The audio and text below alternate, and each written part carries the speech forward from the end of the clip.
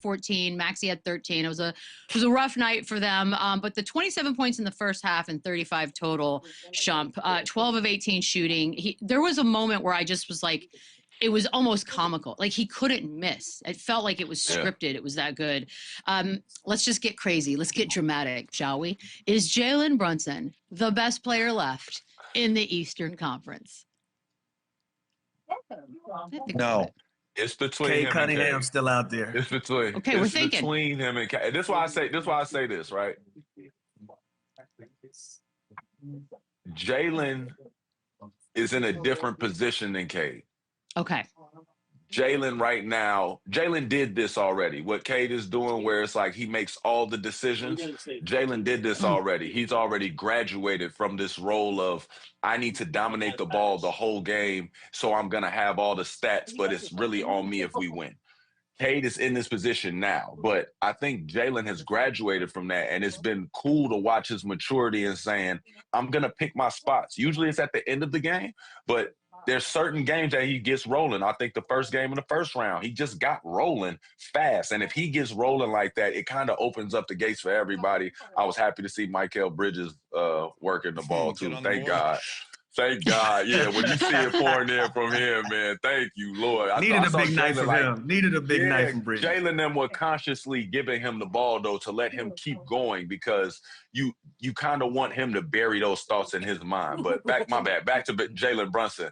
Jalen, I think, can still do what a Cade Cunningham could do. It's just he's noticing now, if I play through Cat and we keep doing this blast action with all these cuts and all these things, there's mistakes that are going to happen that make things easy for me just in case I need to ball dominate at the end because, unfortunately for Jalen Brunson, he's not 6'7" like Cade Cunningham for the end of games to get shots. He's going to need a little more – yeah, he's going to need a little more energy at the end of the game. Though. I'm just being real, though. He's going to need more energy to get open, you know what I'm saying, to get them a shot rather than Cade Cunningham being able to take one dribble and just level over somebody and knock it down.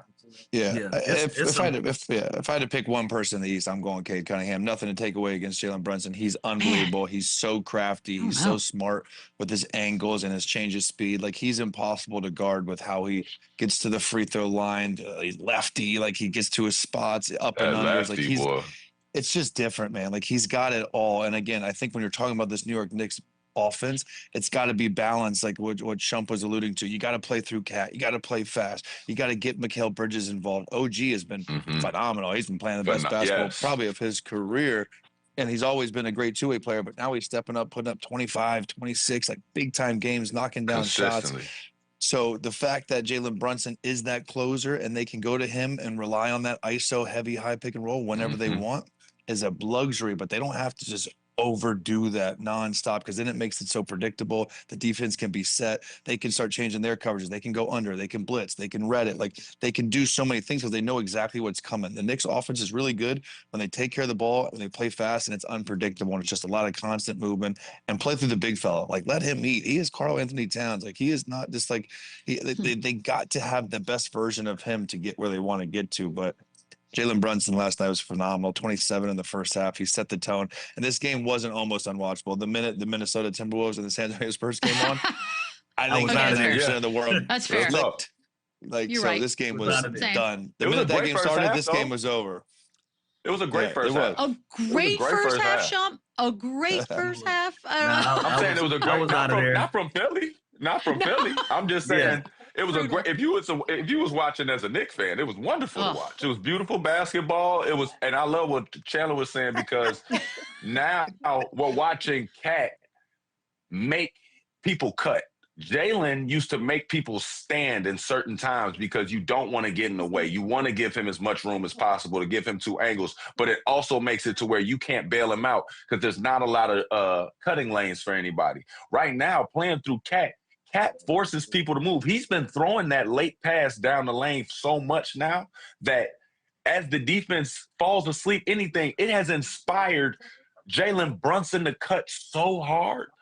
Josh Hart cuts so hard now. The time doesn't cut that hard. They cut so hard now when they have Cat at that high post or that pinch post action, being able to throw that late pass or just being able to throw over the defense, period. having that trust, I think, alleviates so much pressure off that team because for so long we have wondered, how are we going to get this guy going? How are we going to get that guy going? Well, now it's almost as if Cat is just playing point forward. And he's picking people apart in a triple threat. So you don't have to feel nervous about the decision making. He's not dribbling around to where he's got to be fancy. He's holding the ball. He's letting the cuts happen, also setting a little brush screen as they go by and throwing a late pass. It's perfect. Phenomenal job by Mike Brown. And guess what, Sean? That's why play-up matchups are so important, right? Because a lot of this year we've complained about Cat doing that exact job. But in this series, it works. In this playoff run, it works for him to be at the top of the key, for him to be a facilitator. We've been asking for him to be more aggressive, play with his back to the basket. Now that it's time to do something different and the scouting report is calling for the New York Knicks to play a different brand of basketball, now you're seeing him play he's playing in a pocket that works for them, that can work with him moving the ball around. Those top of the key threes early in the shot clock that you didn't love during the regular season, it works now because you got a team that's back in a drop. You got a team that's giving him 7-8 feet for him to get those shots off. And now you're forcing them to come up and play a little bit. Now those backdoor cuts that Shump is talking about, those lanes are opening up because of Cat. So that's why these matchups are so important, and teams pick and choose who they want to play because they know they can play a brand of basketball against certain teams that works for them. Amen. This is a treat, by the way, because we've got somebody joining us now. Bye, Chandler. We don't need you. J.R. Smith. Am I getting jumped right now? What's going on? What is this, like a Knicks show? It's my boy, man. What's up, buddy? How are you? Congratulations. First and foremost, congratulations, my brother. I appreciate you, bro. Appreciate you. Wait, we're going to get to that. What's the degree? What's it in? Liberal studies. Liberal studies degree. It's African studies major, minor in marketing. All right. Working on possibly going back to get my master's. I might try to get this AD job over there. So you gotta have some. Congrats to J.R. Smith, because everybody always got jokes. They always got something to say. They want to make the jokes loud. Let's make sure this is just as loud. Let's put this on the front page or something right now. Congrats. I appreciate that, bro. Yeah. Appreciate that. And congrats. I'm also glad you're for here. making it out the garden safe, man. You got out the garden safe, boy. I was looking for you. I needed some help. They trying to roll me out. Hey, man, the Knicks fans saw JR walking and couldn't believe it, man. They wanted to give him love. They gave him too much love, and they knocked him down in the crowd in front of the Madison Square. He had to get my guy up. Legendary performance, my boy. Legendary. Brother, I'm not gonna lie, dog. The worst part about it is, like, in this society, man, they so bad. Everybody just got their phone out like this. I'm like, yo, bro, pull me out. Nobody helping. Come on, dog. Help me out. They couldn't believe it. They like, he can't move. It is probably shocking to see you. Yeah, no, I kind of get it, but also the camera thing is rough. By the way, I'm glad you're here. We were just talking about the Knicks' unwatchable game by halftime for a lot of people because it was such a blowout. It was a dominant performance, JR, and not just social media, but talking heads across the board. I woke up this morning to, it's a no-brainer. Knicks are coming out of the East. From what you saw last night, does it feel that way to you?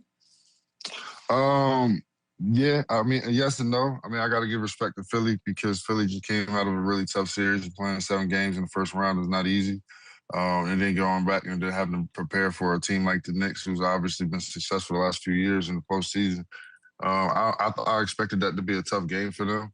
Kind of expected them to come out a little slower because the matchups is a little different and the Knicks had a little bit of time off. And that's not to take away from New York, obviously, because New York played phenomenal. Jalen went nuts in that first half, and I think that really gave us leeway when Cat and kind of Mitchell got in foul trouble early. So when Jalen is rolling like that early, you just gotta hold on and hopefully everybody else just makes some shots. I don't know, Shump. It's a Knicks finals. It kind of feels like we're headed in that. I don't want to jinx it for anybody who's rooting that way, but it does feel like that's it. Okay. I mean, this is the best case scenario for them. I think that they're the most prepared. I think it's obvious of why the odds are stacked up the way they are. I think everybody knows that as a team and as far as experience and how the story's supposed to go. This was supposed to be their year in the beginning. It's just Boston crept up, crazy how they did. And then the adding Jason Tatum back, and now the heartbreak of Jason Tatum not coming to play game 7 for Philly to advance like this and change the story a little bit.